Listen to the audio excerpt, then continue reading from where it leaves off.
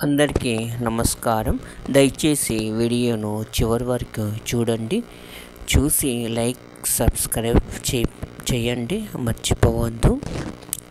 వరాల దేవుడు వెంకటేశ్వర స్వామి కథ ఇప్పుడు తెలుసుకోబోతున్నాం.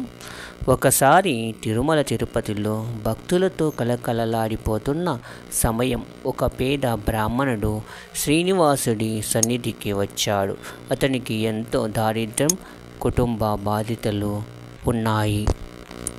బ్రాహ్మణుడు అలసటగా నడుస్తూ శ్రీనివాని సన్నిధికి చేరడం, ఆయన గర్భగుడిలోకి వెళ్ళి స్వామివారిని చూస్తూ కన్నీరు పెట్టుకున్నాడు.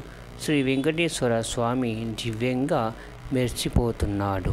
అప్పుడు శ్రీ వెంకటేశ్వర స్వామి విగ్రహం మెరిసిపోతుంది దివ్యంగా.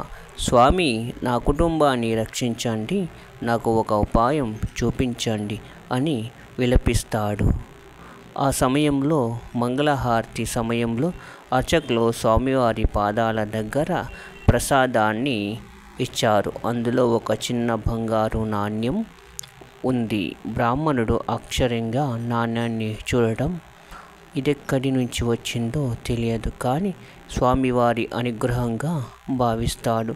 అతడు ఆ నాణ్యంతో వ్యాపారం మొదలు పెడతాడు.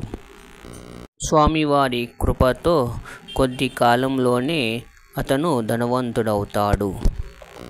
శ్రీనివాసుని ఆశీస్సులు ఉంటే ఏ దరిద్రమైనా పోతుంది. ఈ కథపై మీ అభిప్రాయాన్ని తెలియచేయండి. కామెంట్ బాక్స్లో ఓం నమో వెంకటేశ అని రాయండి. లైక్ చేయండి, సబ్స్క్రైబ్ చేయండి.